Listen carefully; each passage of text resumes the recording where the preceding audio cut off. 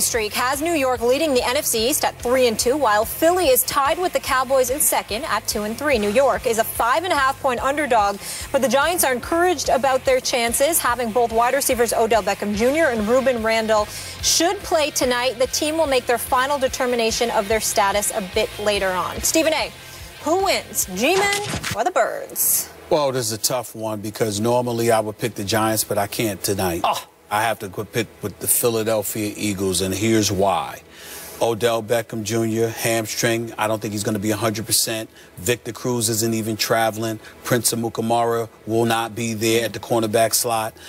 You've got a few pivotal injuries going up against Philly at Lincoln Financial Field in Philadelphia. If those guys were healthy, I would not hesitate. I certainly wouldn't go against my sister Linda, who is the biggest diehard Giants fan that I know, who is sitting there probably cussing me out as we speak because I had the temerity, the unmitigated gall to pick against her Giants. But I think it is necessary in this particular situation in the interest of honesty. You understand? Really? And the courage of my convictions. Unfortunately, boy, I hope I'm wrong, but I think the Eagles are going to win tonight. That's your head speaking, right? Yes. Okay. Not the voice and the stuff. Injuries. I'm going to admit to you, I am picking strictly with my heart and not my head because I need the Eagles to beat your Giants for the sake of my Cowboys.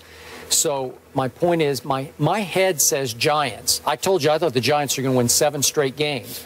But my heart is screaming Eagles. So now I have to root for Chip Kelly and Sam Bradford and Riley Cooper. I'm going to have to sit and root for Riley Cooper tonight because I need the Eagles to win this game. So I'm going Eagles in a shootout, 31-30. Like I said, I literally would pick the Giants to win this game somewhere along the lines of 37-27 if it didn't even have to be Victor Cruz. If Ruben Randle and Odell Beckham Jr. were both healthy, ready to go, and Prince Amukamara was in that secondary, I would pick the Giants. But the combination of Cruz out, Odell Beckham Jr. not 100%, and their secondary issues, I can't pick the Giants to win tonight's game. I'm going to pick the Eagles to win the night, somewhere like 31-21. Aguilar's out for the Eagles. Their stud rookie receiver, Kiko Alonso, out. Michael Kendricks out. I'm trying to talk you into Giants. No, the Giants could score their 21 points because of Kendricks out and those boys, but I just think that offensively they can find a way to put up points on the New York Giants, and I think the Giants are going to have their struggles because their regular horses aren't in there on offense. Molly, somebody has to pick the Giants, and now it's you. To be honest with you, I'm nervous too. You're nervous? I'm nervous. You're picking the Eagles also? No, I'm not picking the Eagles, but I'm very nervous. I'm very concerned about all the injuries. Have the courage of your convictions. First play king. Going Giants. Huh? That's right. Going Giants. Going Giants? No score. They're meeting with JPP today. That's good. Say it loud and proud. Say it loud and proud. Go, New York Football Giants. Big Blue. I'm a nervous wreck. See you guys tomorrow. They may have circled it. We didn't. You know, it's just another opponent. You know, now it's over. It was good to get the win. Now we're looking forward to the Jets. It's just another win for us. You know, another victory, and we're moving on forward and focused in on another good team that we're going to have to handle. It's a division game, and you know, they're playing really good football right now. It was a good win. Glad we won. It's always good to win on the road. So we got a quick turnaround this week, division game, so it'll be fun.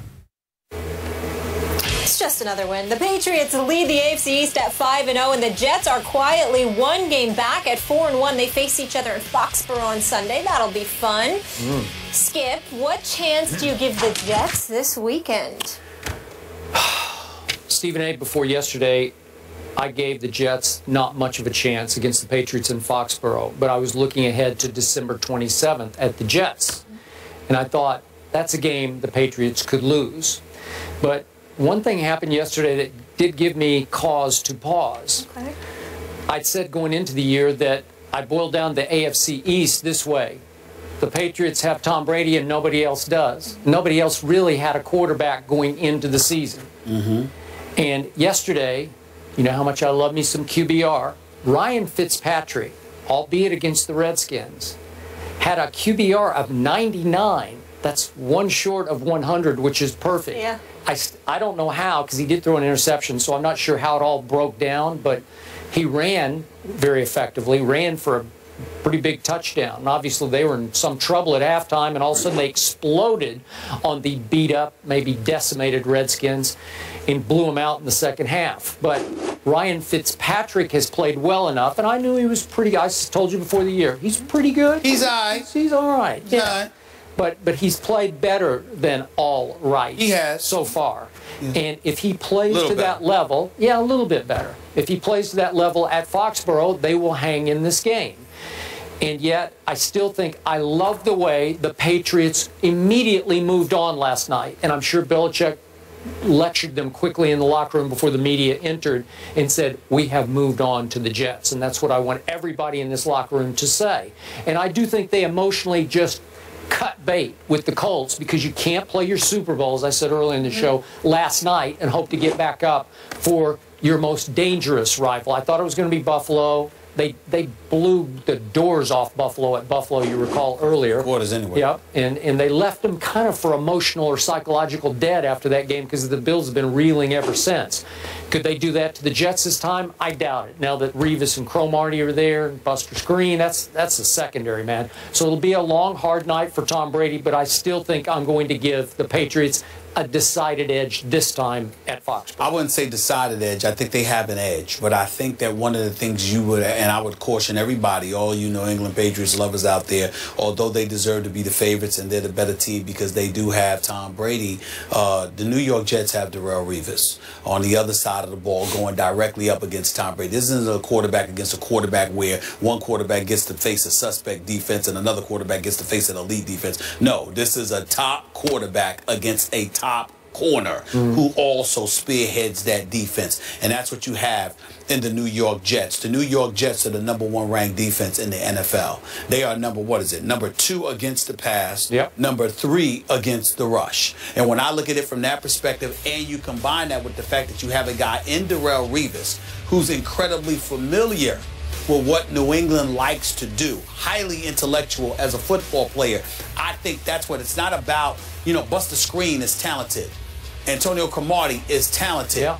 But Darrelle Revis is not only elite, but he's familiar with what New England wants to do because he didn't play for them 3 years or 4 years or 5 years ago. He was on the Super Bowl championship team, the reigning defending Super Bowl championship team that just beat Seattle this past February. Not to mention the fact they hadn't won a Super Bowl in a decade until they acquired Darrelle Revis, the ultimate mercenary in football. So when we look at it from that perspective, then you got Sheldon Richardson back, who was in the midst of things yesterday. You've got a pass rush with him, with Williams, with Copeland, with all of these, with Muhammad Wilkerson and these guys. There is no question that they could put some potential heat on Tom Brady, not to mention the fact that David Harris's of the world and others are going to find themselves in a position where I'm not saying they can pull it off, but if anybody's capable of covering Rob Gronkowski, of covering Edelman and Amendola and those boys in their system, it would be these New York Jets. So it's one of those situations where I expect the Patriots to win, although I anticipate a hard-fought, relatively low-scoring game, you know, because I can't see Ryan Fitzpatrick being but so effective against New England. Brandon Marshall's having a good year. Eric Decker's back on the field. Ryan Fitzpatrick has surprised me, Skip. I know he's got like a 76 QBR. He's got, what is it, like 7 touchdowns, and I think it was like 4 interceptions. Actually, 9 touchdowns and 7 interceptions on the year. But what is completed about 62% of his passes, which really surprised me about Ryan Fitzpatrick, who's been around for quite a while. The beard has him looking old and all of this other. He could actually run. He can. And I'm surprised. I've been pleasantly surprised by his ability to run a football. So I expect a hard-fought game. Wouldn't even surprise me if the Jets win. But I think going into the game, because it's in Foxborough and because it's Tom Brady, I think that you have to give New England an edge, but we reserve the right to change our mind by Friday, and I think this is going to be I think it's going to be a tough match. Okay, last point. Sure. Remember, just as Revis got to look up close and personal at Tom Brady, Brady and Belichick got an inside look at Darrelle Revis last year, too. Good point. That's true, and the whole thing is, we've only really seen the Jets for one road game this year, and that was at Indy, second game of the season. Remember, the road game against Miami was in London. So This is their first real road game of the season, as far as I'm concerned. The Jets have now matched their win total from last year, and you guys probably didn't see it because the games, but 60 Minutes did a great piece on Darrelle Revis. Talk about highly intelligent businessman. It's awesome. It's online right now. He knows what he's doing. The Eagles have dominated the rival Giants recently, so will that trend continue on Monday Night Football? I think not. We pick that game next.